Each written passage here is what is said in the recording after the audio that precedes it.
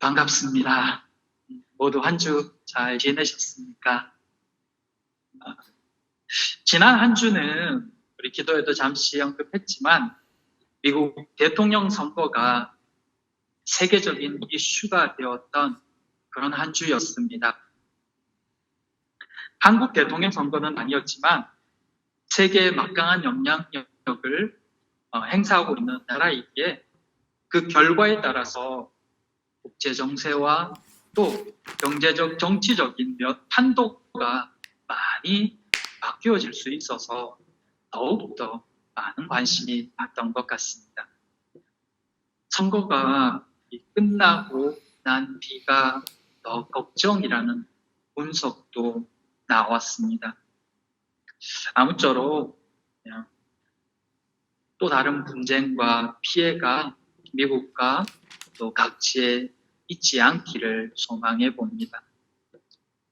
이번 선거를 보면서 드는 또 하나의 생각이 있었는데, 원하든 원치 않건 상관없이 이 한 나라의 대통령이 바뀔 때에도 정책과 또 여러 부분에 있어서 많은 변화들이 있을 것을 예상하고 또 그 변화에 적응하려 하는데, 하물며 인생의 주인이 바뀔 때는 더 큰 변화와 달라짐이 있는 것은 당연한 것이 아닌가 하는 생각이었습니다. 우리는 세상이 아닌 예수 그리스도를 믿고 또 그분의 말씀을 따르는데, 그런 우리에게 믿기 전 이전의 삶과 생각에 변화가 일어나지 않는다면 그건 주인이 바뀌지 않아서가 아닐까라는 생각도 해보게 되는 것입니다. 그러나 감사한 것은 대통령이 바뀌면 원하든 원치 않던 여러 변화가 일어나듯이 우리가 예수 그리스도를 온전히 구주로 영접할 때 우리에게도 기대했던 아니했던 간에 변화가 일어난다는 것입니다. 왜냐하면 그 모든 것을 주도하시는 분이 우리 자신이 아니라 하나님이기 때문에. 이것은 참 놀라운 은혜며 감사가 아닐 수 없습니다. 오늘 본문에도 그런 은혜가 있습니다. 말씀을 통해서 하나님께서 어떤 변화들을 이끌어 가시는지, 어떻게 역사하시는지를 함께 살펴볼 수 있게 되기를 바랍니다. 또한 그것을 통해 더욱 하나님의 선하신 손길에 우리 자신을 맡기고 순종하는 그런 반응들이 우리 안에서 다시 새롭게 일어날 수 있게 되기를 또한 기대해 봅니다. 첫째, 베드로를 청하라. 오늘 본문에는 고넬료라는 로마 군대 백부장입니다.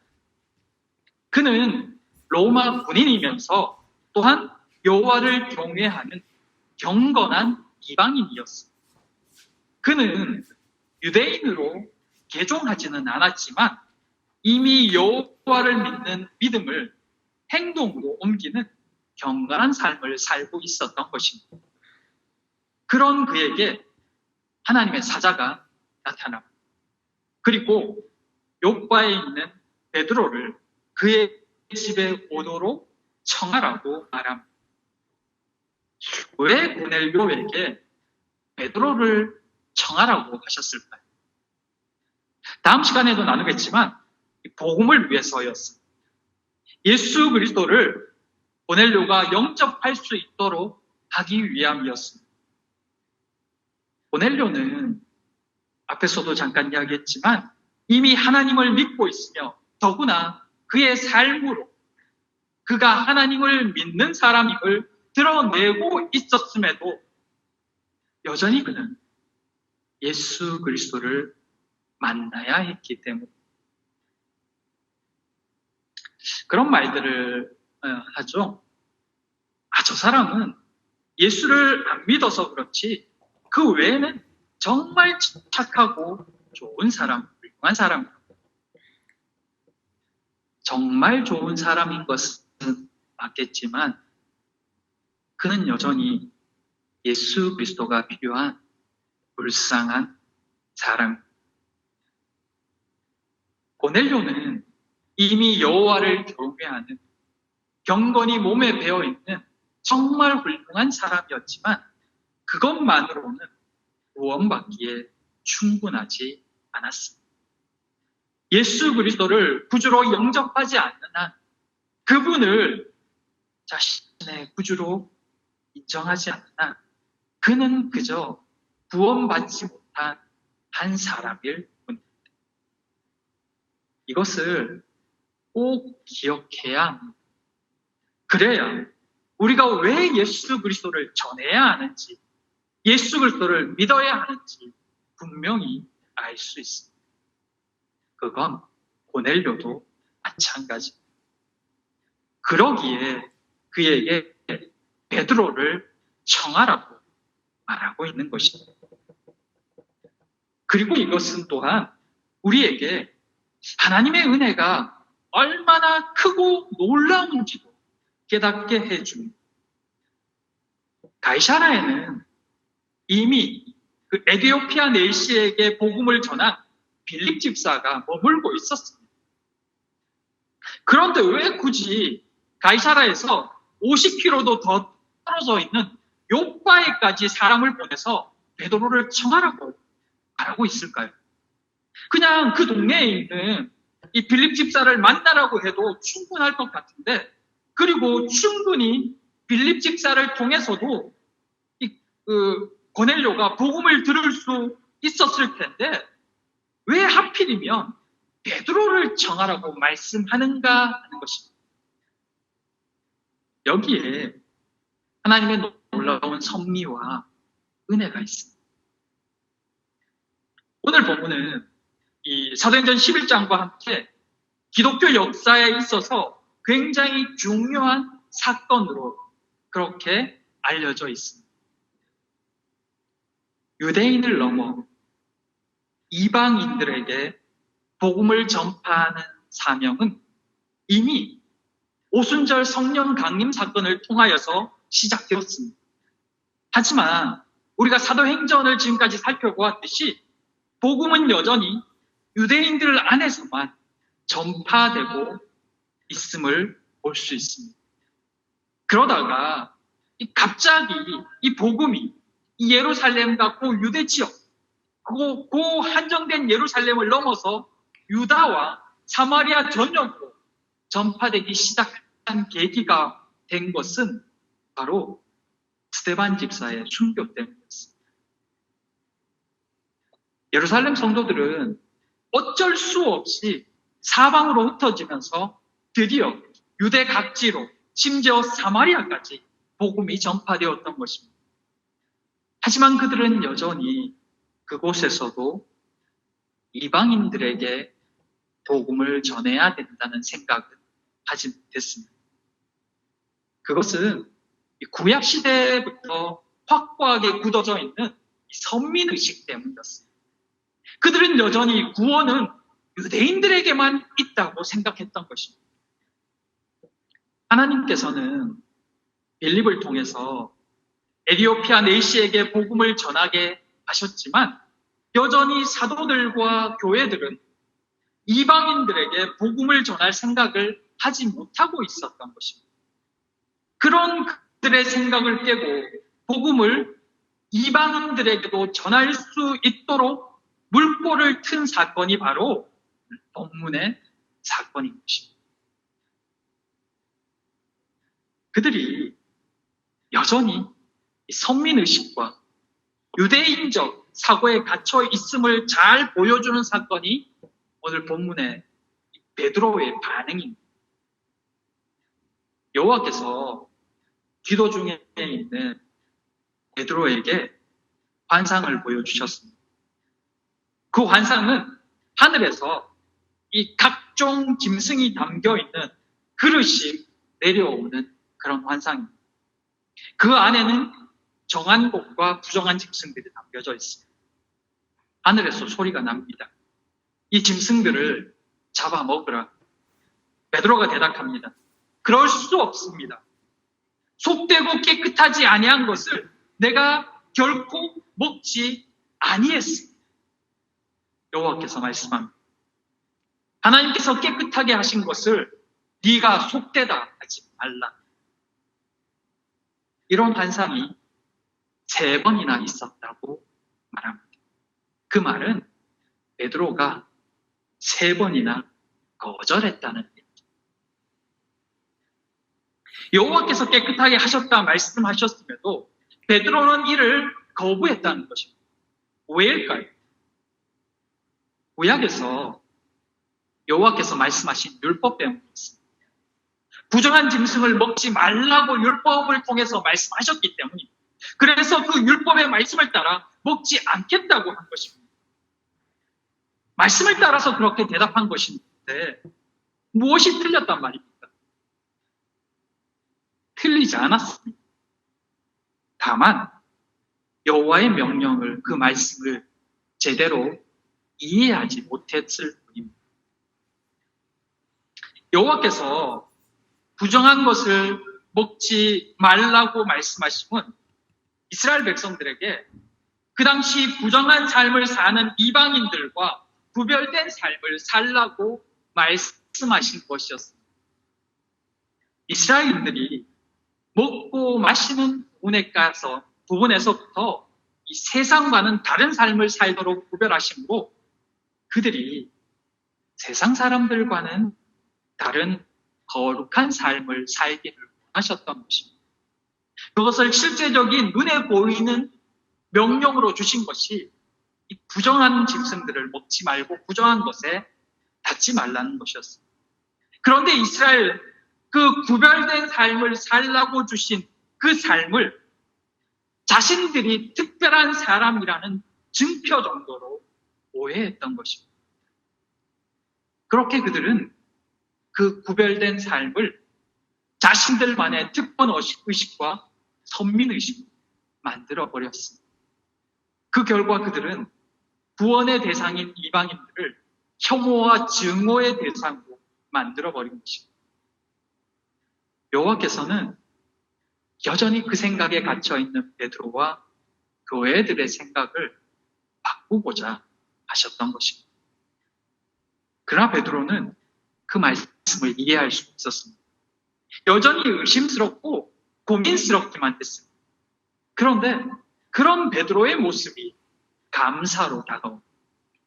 왜냐하면 지금 이 일을 주도하고 이끌어 가시는 분이 베드로가 아니라 하나님이심을 분명히 알 수 있게 하였기 때문입니다. 고넬료로 하여금 예수 그리스도를 만나게 하시는 분, 또 여전히 구약적 사고에 갇혀있는 그 베드로와 교회들을 일깨워 주시는 분이 바로 하나님이시기 때문입니다. 하나님께서 복음의 역사 속으로 베드로를 이끌어 가시고 교회들을 일깨워 주십니다. 아직 의심하고 이해하지 못했지만 하나님께서는 그런 그들을 바른 길로, 온전한 길로 인도하시며 하나님의 선하신 계획에 사용하시는 것입니다. 그 하나님이 오늘 우리의 인생도 우리 교회도 사용하실 것을 믿기에 감사하는 것입니다. 사랑하는 성도 여러분, 우리는 하나님의 일하심을 다 알지 못합니다.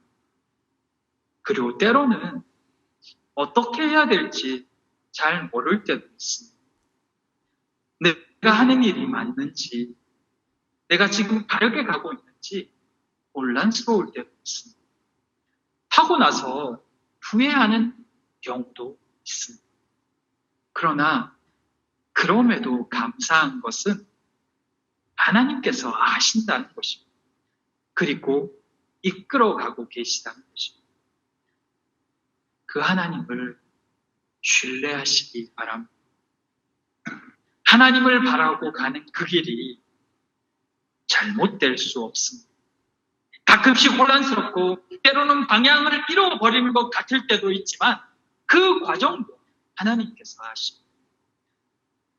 하나님께서 그것을 보고 계시며 인도하신다는 것입니다. 그러기에 우리는 그 하나님을 믿는 것입니다. 예수 그리스도를 의지하며 선한 길을 걸어가는 것입니다. 우리의 삶에 하나님의 손길이 있습니다.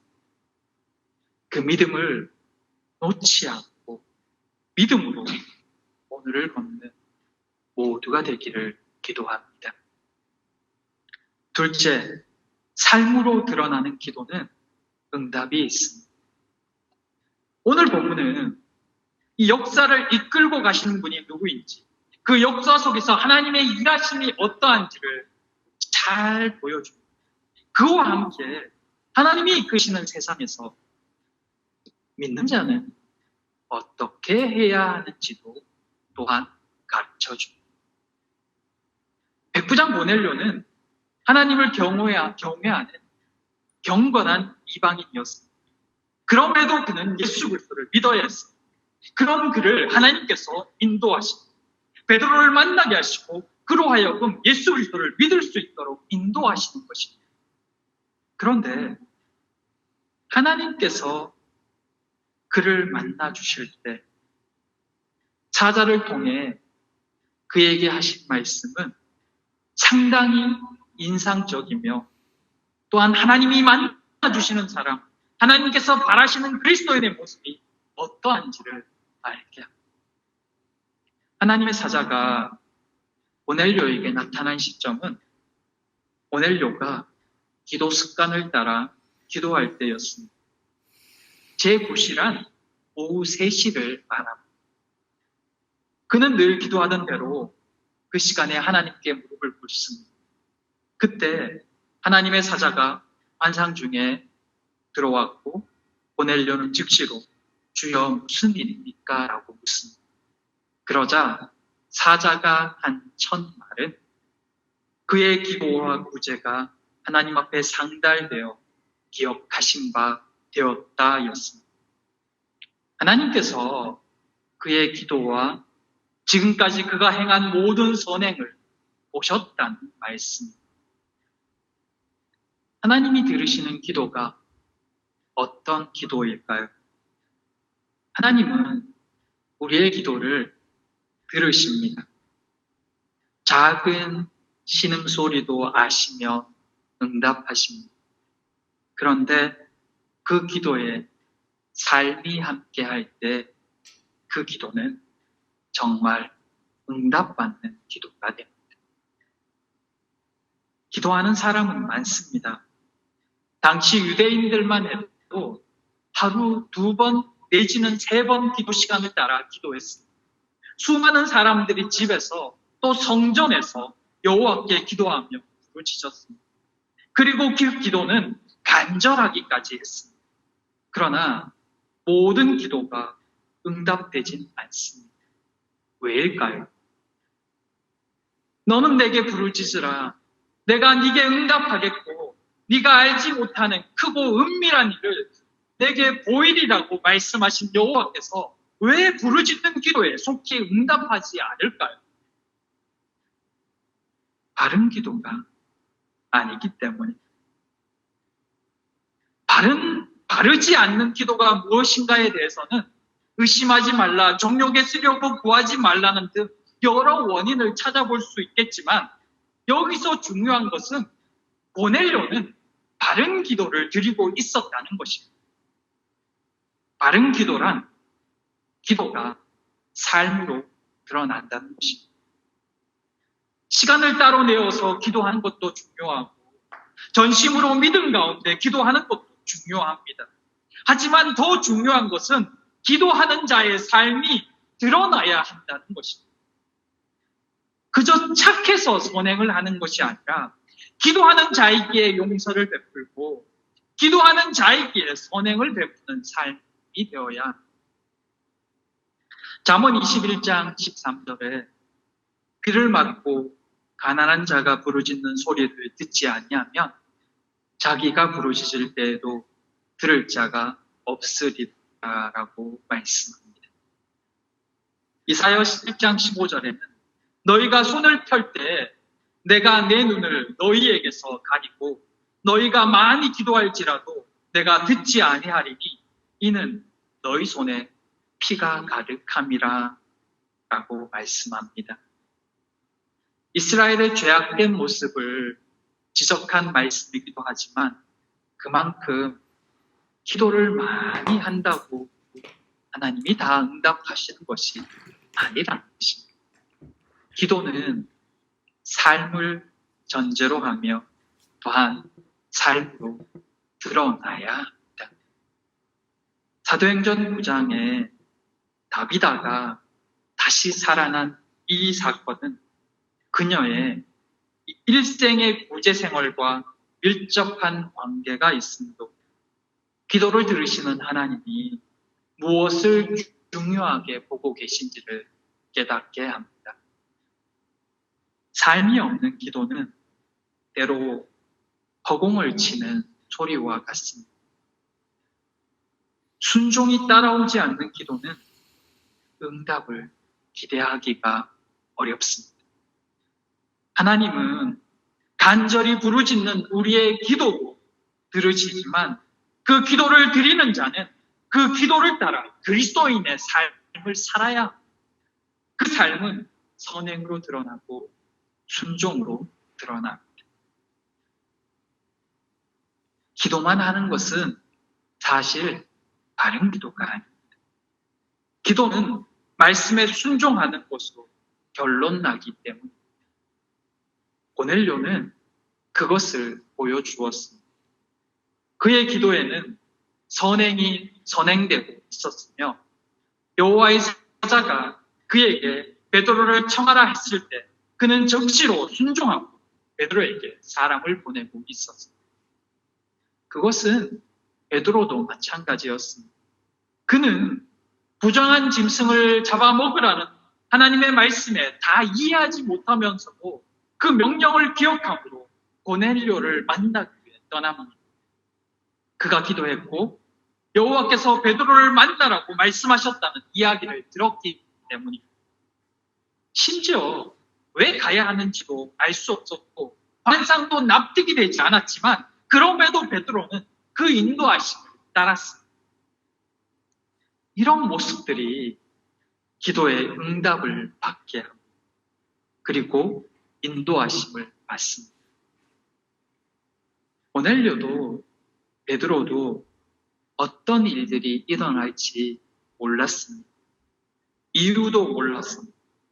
그러나 그들은 말씀에 순종했습니다. 그리고 순종하는 그들의 모습을 하나님은 일하셨습니다. 고넬료가 오후 3시경에 여호와의 말씀을 따라 사람을 보냈고 그들이 다음날 베드로를 만나기 전에 여호와께서 베드로에게 말씀하셔서 그들을 맞이하게 하셨습니다. 이것이 그리스도인의 모습이자 반응입니다. 기도입니다. 이 말씀을 기억하기 바랍니다.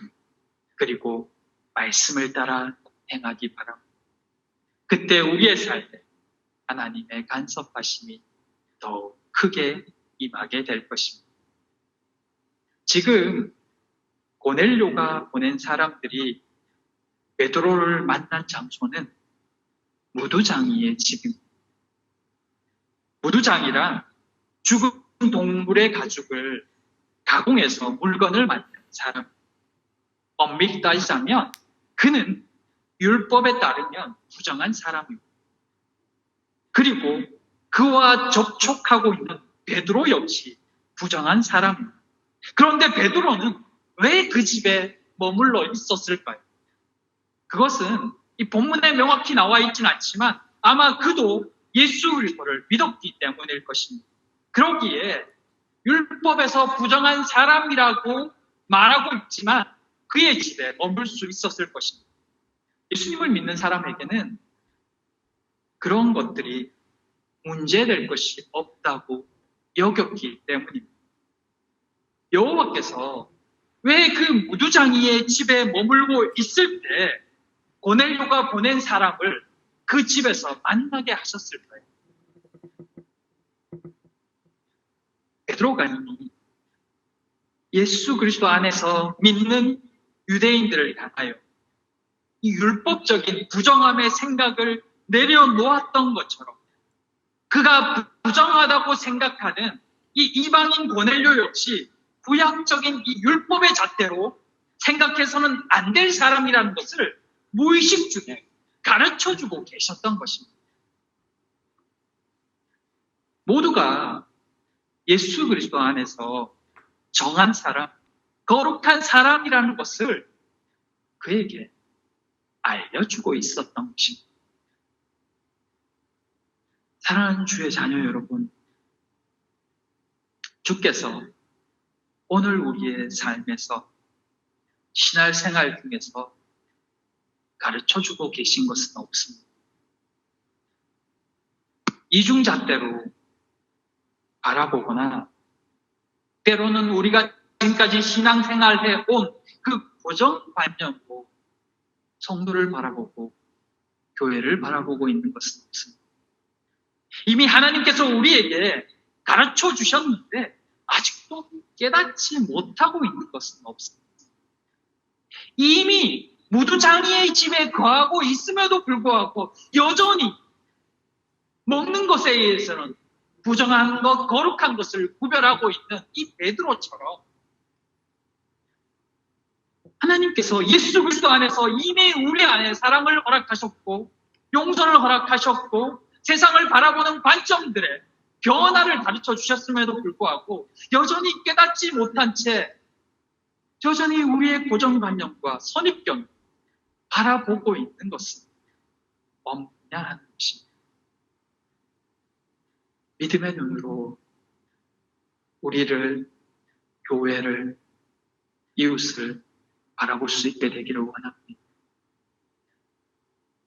지금 내게 가르쳐주고 있는 것은 없는지, 우리의 기도 중에 또 우리의 지나간 시간에서 우리가 고백한 것 중에서 우리가 잊어버리고 순종해야 될 것은 뭔지 돌아볼 수 있기를 바랍니다. 주시는 마음을 따라, 그 깨달음을 따라 즉시로 순종할 때 우리의 기도는 힘이 있고 응답받는 기도가 됩니다. 하나님이 주시는 그 마음을 우리가 아멘으로 받아들일 때, 기도 중에 우리에게 주시는 그 마음을 따라 그 걸음들을 걸을 때, 때로는 내 살아온 습관들이 거부할지라도 하나님이 원하시는 것임을 깨달아 그것에 순종할 때 그 삶에 하나님의 역사가 있고 그 기도에 응답이 있고 그 삶을 통해 누군가가 살아나는 역사가 있다는 것입니다. 사랑하는 성도 여러분, 삶으로 기도를 드러내는 모두가 되기를 바랍니다. 우리가 열심히 구하고 기도하는 것들, 삶에서 열매로 맺혀지기를 바라고 순종으로 맺혀지기를 바랍니다. 어쩌면 주께서 우리도 이미 무두장이의 집에 머물게 하셨는지, 근데도 우리는 여전히 우리의 눈으로 세상을 바라보고 이웃을 바라보고 있는지, 주께서 우리의 눈을 믿음으로 활짝 열어주시기를 바랍니다. 우리의 생각도 열어주시고 우리의 귀도 열어주시고 우리의 눈도 열어주셔서 하나님의 눈으로 우리의 삶을 바라보고 우리의 가족을 바라보고 우리의 이웃과 교회를 바라보고 그렇게 하나님이 기뻐하시는 그 삶을 온전히 살아가는 우리 모두가 되기를, 그렇게 응답 있는 신앙생활을 하는 모두가 되기를 진심으로 소망하고 기도합니다. 기도하겠습니다. 사랑의 하나님, 만물의 창조자이신 아버지 하나님, 이 하루도 우리를 인도하여 주심에 감사드립니다. 삶으로 기도를 드러내는 우리가 되기를 원합니다. 말씀에 더욱 순종하는 저희가 되게 하여 주시옵소서. 우리의 믿음의 눈을 열어주셔서 아버지께서 가르치시는 것을 더 잘 볼 수 있게 하여 주시옵소서. 이 한 주도 하나님의 마음을 더 깊이 깨닫고 바른 기도를 드리는 그렇게 응답 있는 신앙생활을 하는 우리 모두가 되기를 소망하오며 예수님 이름으로 기도드립니다. 아멘.